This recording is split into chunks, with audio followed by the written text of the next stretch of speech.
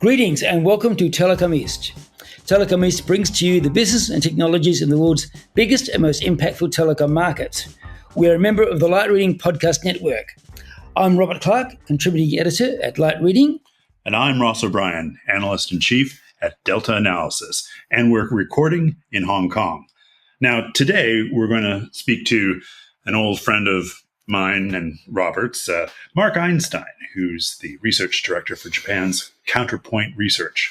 And he's going to share with us his take on the latest Japanese carrier news and how the mobile space is evolving into 2025.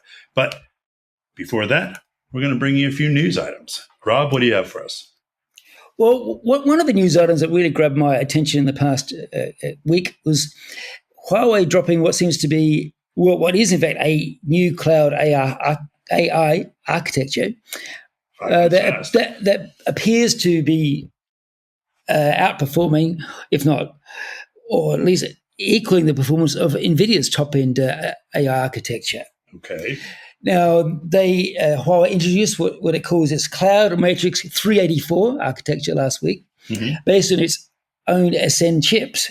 And it's a matrix architecture because, as Huawei explained, it has a high-speed interconnect bus between the various parts, and everything can be pulled, everything can be combined.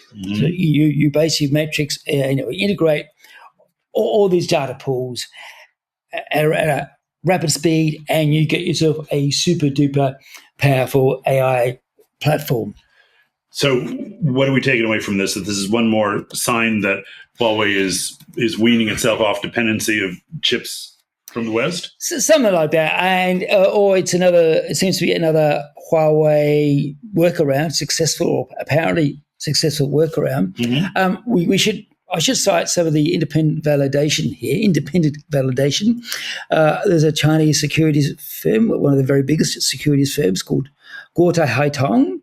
They say this Cloud Matrix 384 is comparable to Nvidia's NVL72 in terms of scale and performance, inference performance. And there's a researcher from analyst firm Semi-Analysis, Dylan Patel, who's made some similar points. He says the Huawei solution is actually hugely more energy intensive or energy consuming than the Nvidia's by about threefold. Right. But it also brings about 2 to 3 times the performance in terms of memory and processing. Also, he goes on to say, while it is a lot more power hungry, China is also good at building out power infrastructure, building any kind of infrastructure, really.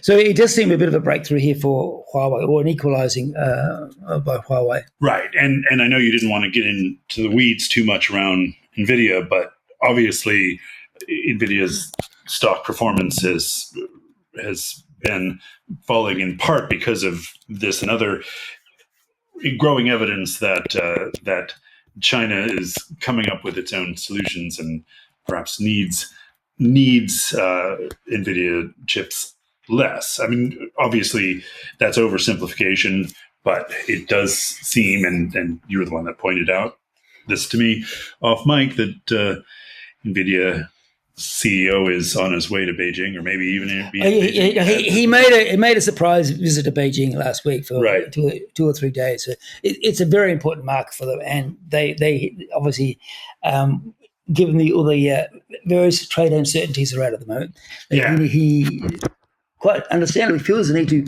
be there in one of his most important markets. Has Huawei said anything about where they see this going? I mean, again, we talk about Huawei all the time, and we note that they've got their fingers in multiple pies, connected vehicles, new mobility, anything kind of coming through the pike around what they're going to need these chips for? Well, this is for they expect to be deploying thousands and thousands of them in the first 6 months of the year, basically to the big cloud providers, including Huawei. Including themselves, right. Yeah, so Tencent, Alibaba, China Telecom, and so on. So one more big boost to the China AI ecosphere. That's right, yeah. Now, I also see that I see you've got something to tell us about Samsung's contribution to the AI ecosphere. Yeah, no, I mean it's Samsung Electronics is an interesting position as a chip maker, and to be honest, you know more about bits of this than I do, but it's come out recently that Samsung, which, as you've told me, has had some challenges in getting their high performance chip memory up to snuff, and it is making some good gains in the high bandwidth memory, or HBM, space. They recently announced a 40% plus yield on production of its latest generation HBM4 chips, and so the stars seem to be aligning for Samsung a little bit in this space, in large part because not only are they getting better at higher performance chips, they are making increasing amounts of money out of their best customer for these chips, China. China's Samsung sales in China were up almost 54% last year to some $46 billion. I mean, that's everything. That's not just the chips, but that accounts for a big slice of that. And Samsung's overall. I'm sorry. That actually. Sorry, my bad.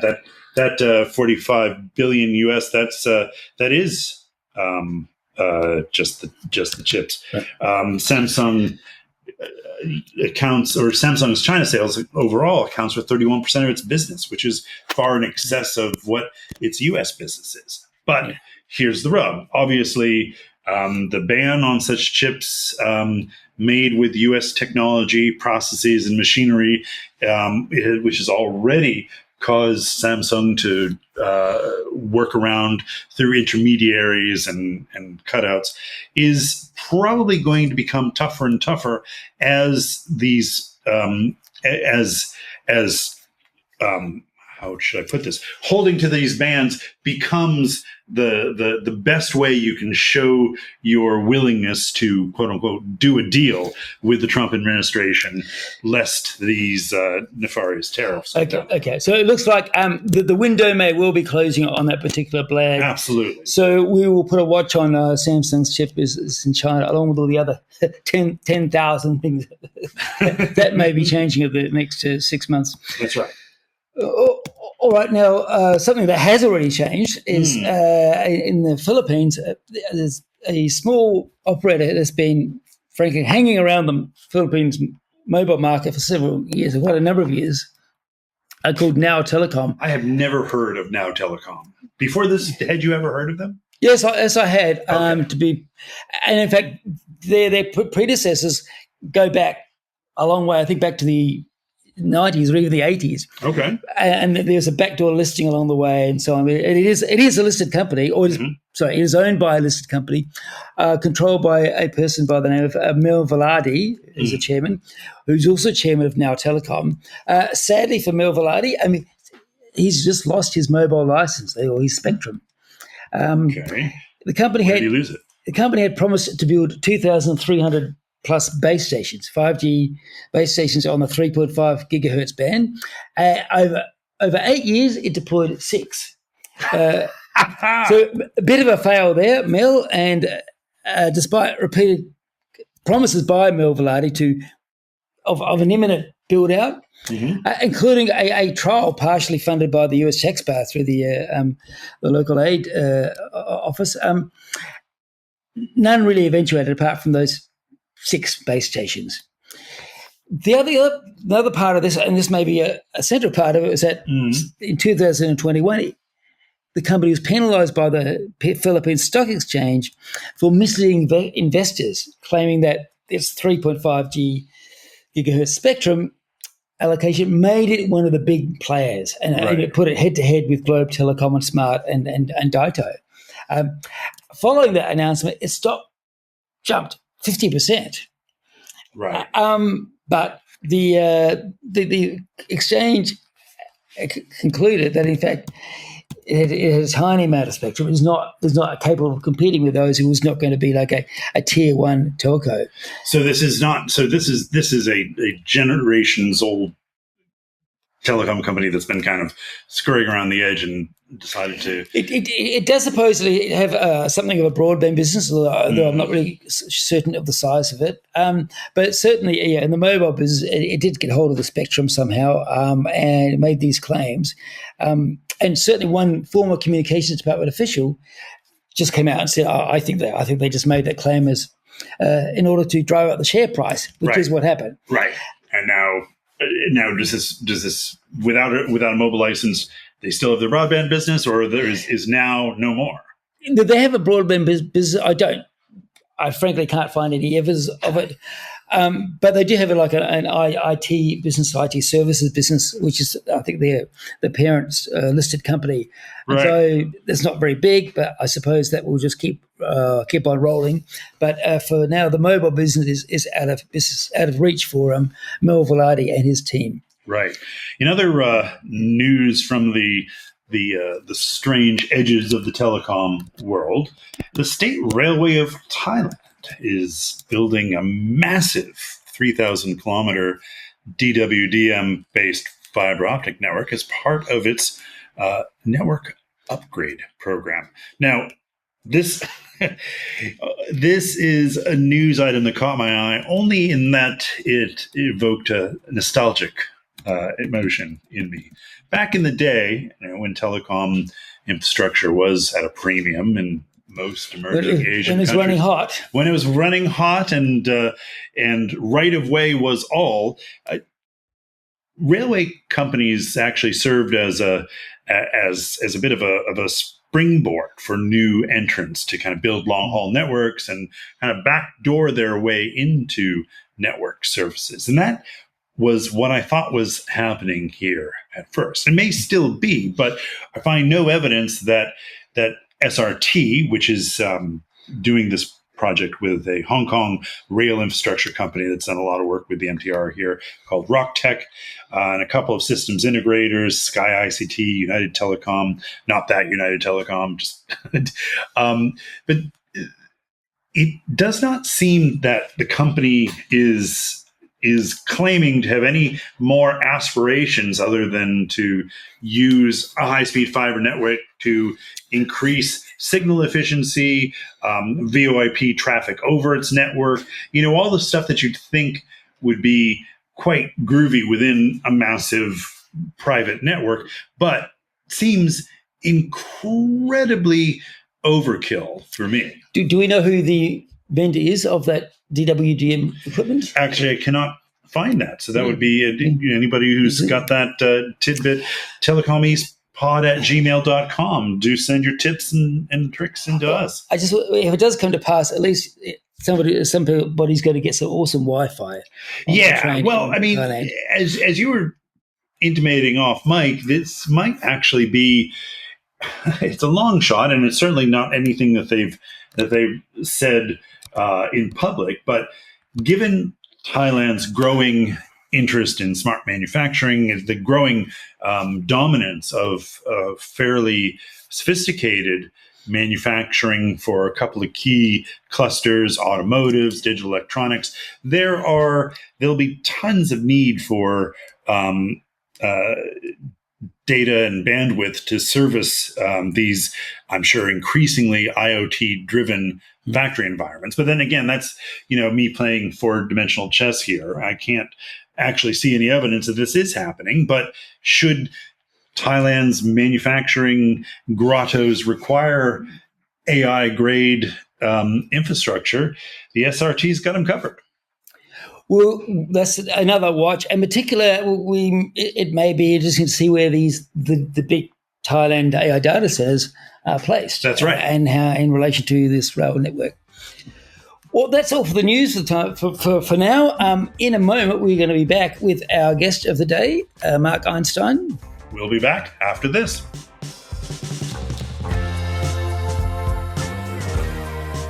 And we're back. Welcome back to Telecom East. Again, I'm Ross O'Brien. I'm here with Rob Clark, and I'm also joined by Marc Einstein, the research director for Japan's Counterpoint Research. How are you, Marc? I'm good, thanks. Thanks for having me. No, thanks for joining us. We broadly introduced this section as a Japan OpCo roundup, but there's that seems to be a little glossy and glib, but there is a lot of exciting stuff going on in the Japanese OpCo space. Can you let's lead us in with a plunge into SoftBank? They're kind of one of our favoritist opcos out there, and they seem to be doing some big things in and around the AI space. Of course, lots of Asian carriers are, but you were telling us off mic that they've got a pretty rigorous plan. Yeah, so SoftBank is of course interesting because I think of all the carriers in Japan, of the big four, they are really the most bullish on AI, and that really should be no surprise, as Mr. Son, has this empire of investments that are kind of formed around AI. And so I think it was back in November, they made a very big announcement here in Japan with Nvidia about AI data centers and AI RAN. And I think you've had guests on your show talking about that. But what I've seen that from an analyst perspective is I've seen that really continue. And it's interesting that the telcos that I talk to in Japan, but in other developed countries, are actually more bullish on the data center than they are about the RAN right now. And that's something that I haven't seen.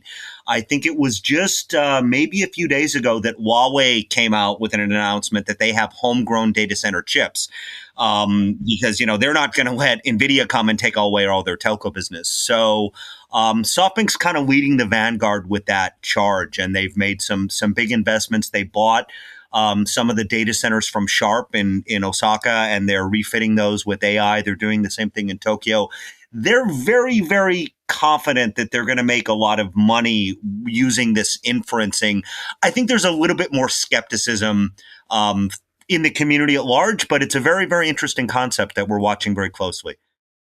Now, not to rabbit hole in this, but you did bring up the Huawei announcement, which we talked about a little bit earlier. What would you say is kind of the state of play with regards to Japan's sourcing strategy with regards to high performance chips? I mean, right. We are getting increasingly worried here in the Pearl River Delta that the Trump tsunami is going to make these acquiring and utilizing high performance chips pretty tricky for players operating within China. Does Japan have any sourcing or supply challenges due to connections with Chinese chip suppliers? So basically the way it works now is in the mobile infrastructure space, Chinese players are not allowed. However, they are allowed in the enterprise space with servers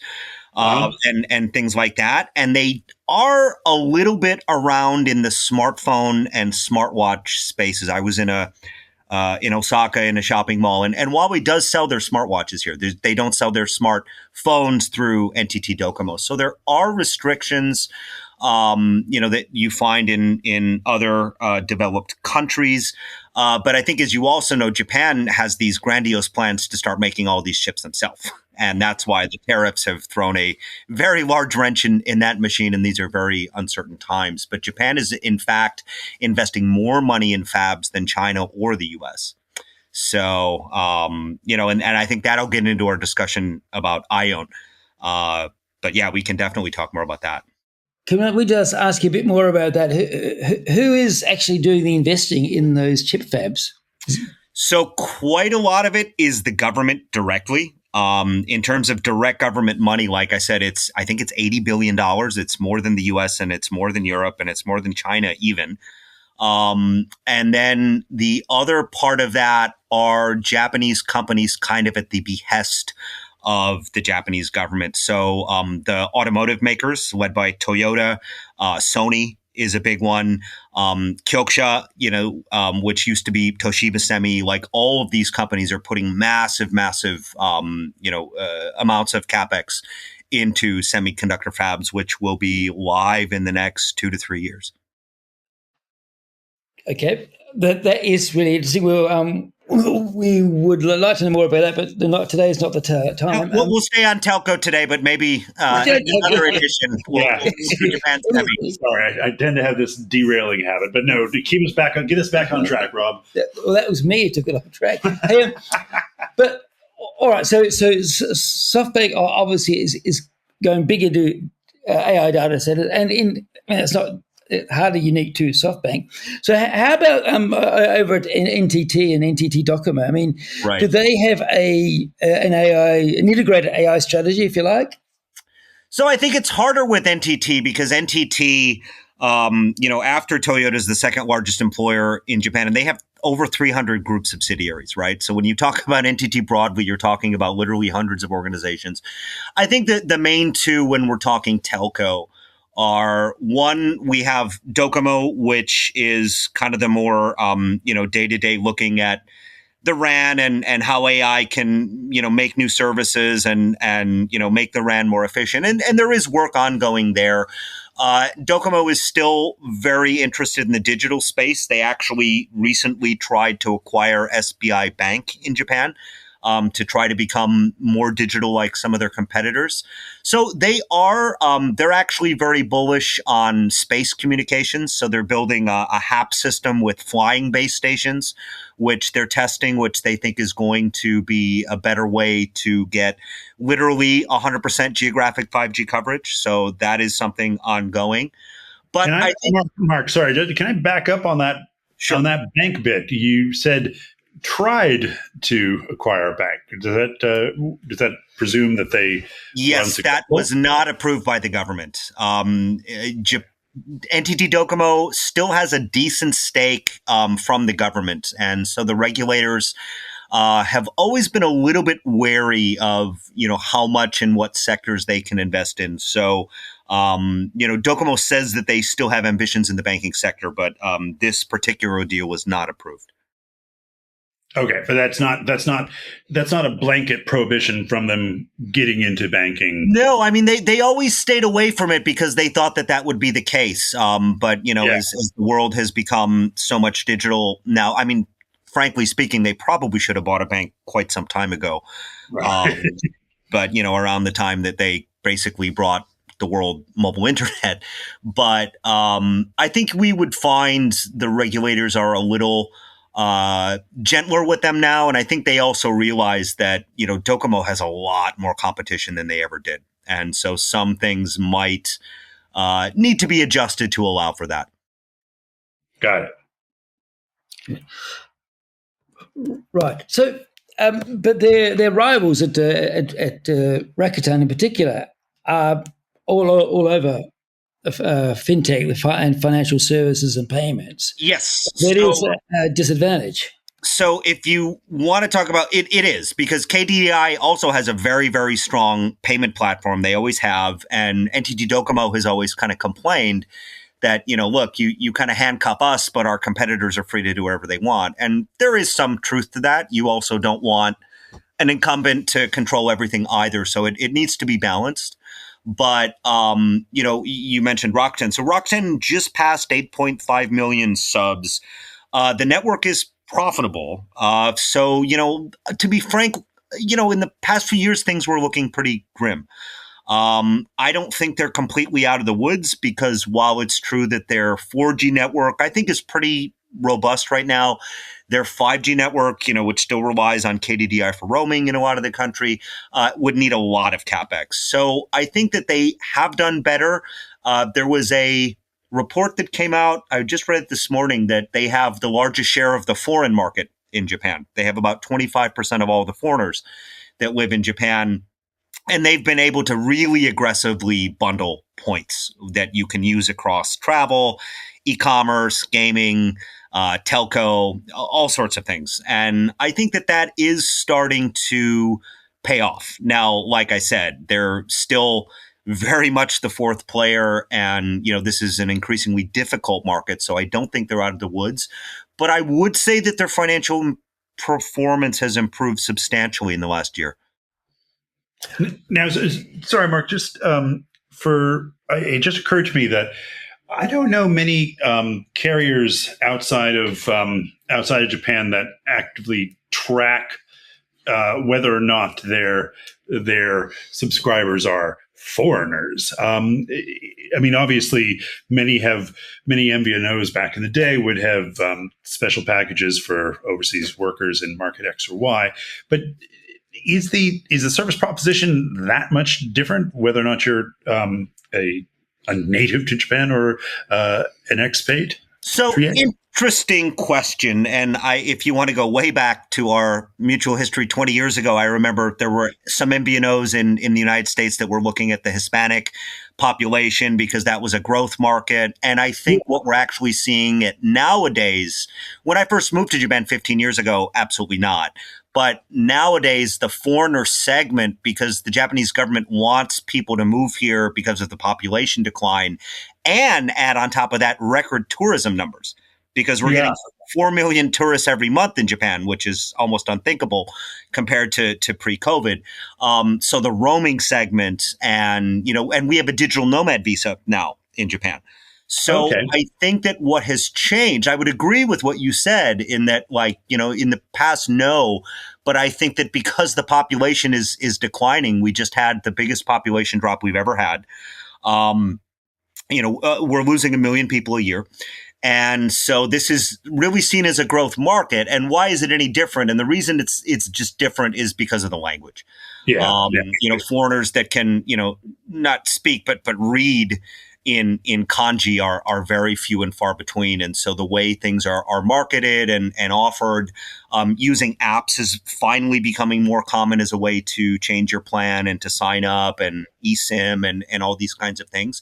So that's why you would see that in a Japanese newspaper and perhaps not elsewhere. Right. Got it.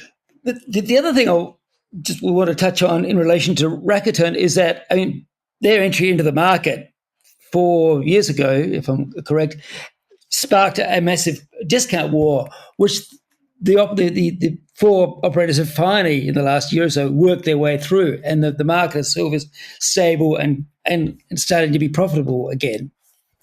Yes, I think that's correct. So I think when Rakuten entered, they thought that they were going to be exclusively the lower cost player, and that the way that they were going to do that was by becoming the world's first AI native telco. Right. So if you look at the other companies, the traditional MNOs, they're like, for example, in their NOC and their SOC, they have, 5,000 people each in both of them. Right. Rakuten Mobile's AI network operations center has like 120 people. And so they thought that they were going to have an inherent cost advantage and, roll out there. But then the prime minister came and said, no, wait, actually, all of you need to lower their prices. And so that's what caused kind of massive chaos. ARPUs are about half what we thought they were going to be because of the low-cost plans that were rolled out by the other three incumbents. But I think what we're finally seeing, as you said, Robert, is the market's finally coming beyond that and finally kind of stabilizing. And they're even getting a boost from some of this tourist roaming revenues and other things.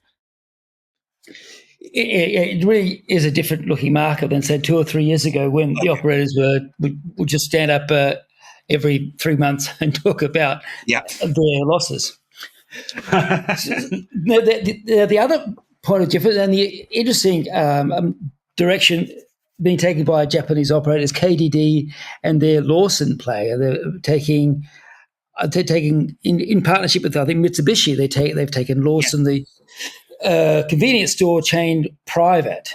Yes. So I wanted just to jump in there. I think, and to be fully disclosure here, I interviewed both you guys for an article I wrote about this about a year ago. So, which I'll link to the show notes. And at the time, Mark, you told me that the impetus, there were sort of the twofold impetus. One, it was sort of following a trend that the entire konbini space was undertaking, which is kind of taking.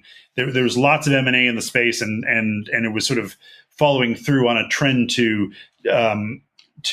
take these large, fairly profitable firms private, which was sort of non-telco specific. It was just a good use of capital. But the other was, and correct if I'm wrong, KDDI saw Lawson as a platform to try to start extending its telecoms and kind of non-telecom service. So kind of digitalizing its offerings, particularly in suburban markets.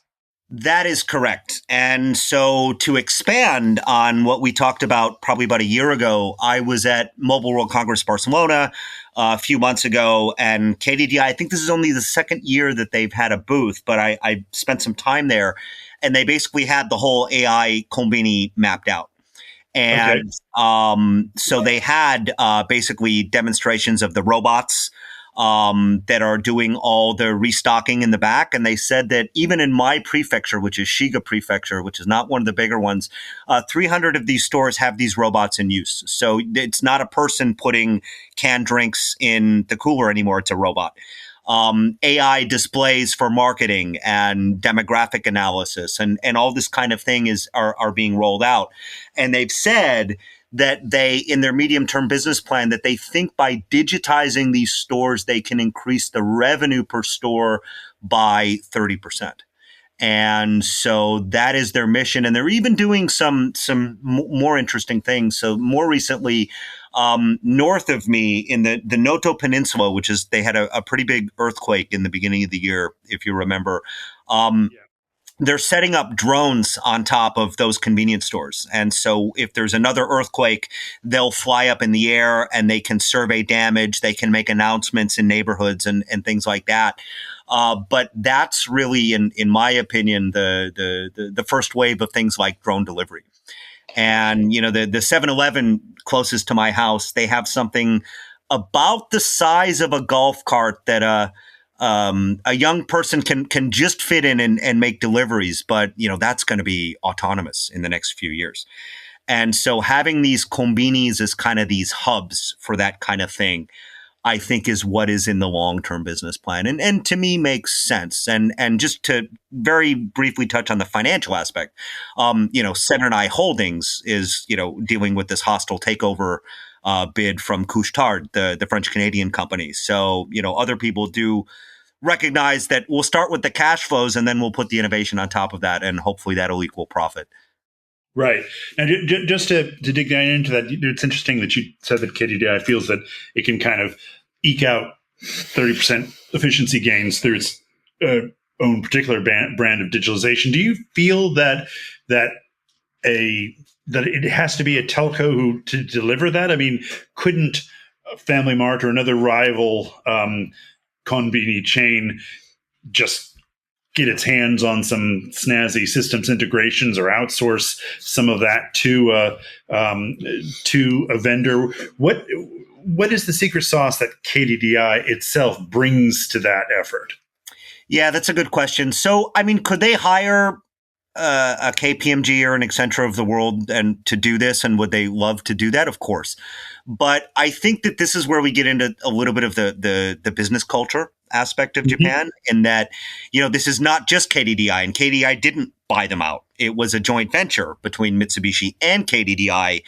And, you know, like this kind of cooperative, collaborative approach to digital, for better or worse, to be fair, is how Japan Inc. likes to do things. And I think that, you know, a telco would be seen as a natural partner.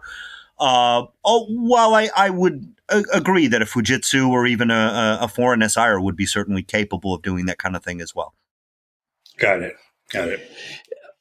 All right, we're getting towards the end here, Mark, but I just want to dial back to NTT and Docomo. And NTT have this ambitious technology program, iWin, which combines high-speed fiber and various other things. I think it's a bit nebulous to me, but they are very keen on it. And they do want to take it elsewhere in the world. I think they have an agreement, maybe just an MOU with Zhonghua in Taiwan. But how is that progressing in Japan? Right. So I'm glad you asked. So I think the IOWN Forum is actually this week in Stockholm. And so all their partners are there. They were also at MWC, of course, and I am in touch with them through my research. So ION, just to, if in case your listeners aren't so familiar with it, it's an innovative optical wireless network. And so basically what they're trying to do is, recognizing that electricity is exploding in these AI data centers that we're talking about, and data rates are exploding, that we need kind of a new vision for something, which they're not really calling it 6G, but this is kind of being proposed as a 6G, or at least we'll call it something after 5G, that would run exclusively on optics. And, but really for many years, this has been more of a science project. And so they are slowly but surely bringing together a consortium of global players to kind of do the research. They have done some demonstrations. I think it was between Taiwan and Japan, where they had 1/300th of a millisecond interconnectivity, and they could download 10,000 2-hour videos in a second. So, they are making some bold claims. They do want to propose this as the next evolution in telco. That is not easy to do, and we all know Japan has a history of making these technologies, Galapagos technologies, they call them, that kind of only end up being in Japan. But it's also true that the big three, Nokia, Huawei, and Ericsson, are being very quiet about 6G. And because I think they want to get what they can out of 5G and 5.5G. So it is interesting to see another horse in the race. Progress has been slow and steady. It's been talked about for at least 5 years now. And it definitely is something to watch. But how much of it is wireless and how much of it is fiber? I mean, when you talk about with respect to wireless, I mean, there's a whole universe there of radio access technologies and architectures and all the rest. I mean, how would they go about somehow inserting this into the 3GPP project? Right. So I think most of the innovation is happening in the core network and in the data center, as opposed to in the RAN. And I think they're starting with that because to be smart about things and to not make a Japan-only technology, they'll pay very close attention to which frequencies get approved as 6G, right? And we don't know that yet. Nobody knows that yet until IEEE and ITW decide that. So I think most of the innovation right now is on the core, but that's actually what I think they should be doing. And if they are smart about it, then they will pay very close attention to where the carriers are going with 6G radio frequencies, and then integrate that into ION to have something that would be very attractive and competitive with what the other vendors are offering. Right. So just a quick final coda then. I liked your term Galapagos technologies, and I'll be stealing that. And certainly, as you've told me for many years, Japan Inc. has a long history of innovating on things that it just can't seem to export. Do you have any kind of grand vision, crystal ball thoughts about where 6G will go in the year to come and what Japan's role is going to be overall in that journey? So I think it's a tough question. I think what will be true is that, Japan will be launching ION by 2030. I might go to the Osaka World Expo this weekend, where they apparently have a demo of it, which I haven't seen yet, but I really want to. So okay. They are going to have something live and commercial in 5 years from now. And I would have to believe that while they're staying away from the term 6G right now, I have a feeling they'll be marketing that as their proposal for 6G in 5 years. Okay. And hopefully they'll pay a little bit more attention to global standards this time around. Great. Well, Marc, thanks. That was a brisk round the archipelago view of Japan innovation and OPCO and telco progress. Thanks a lot for helping us through that. Thank you. All right. Well, if you want to reach out to us, comments, suggestions, complaints are all welcome at telecomeastpod@gmail.com. I'm Ross O'Brien. And I'm Robert Clark. Thanks for listening.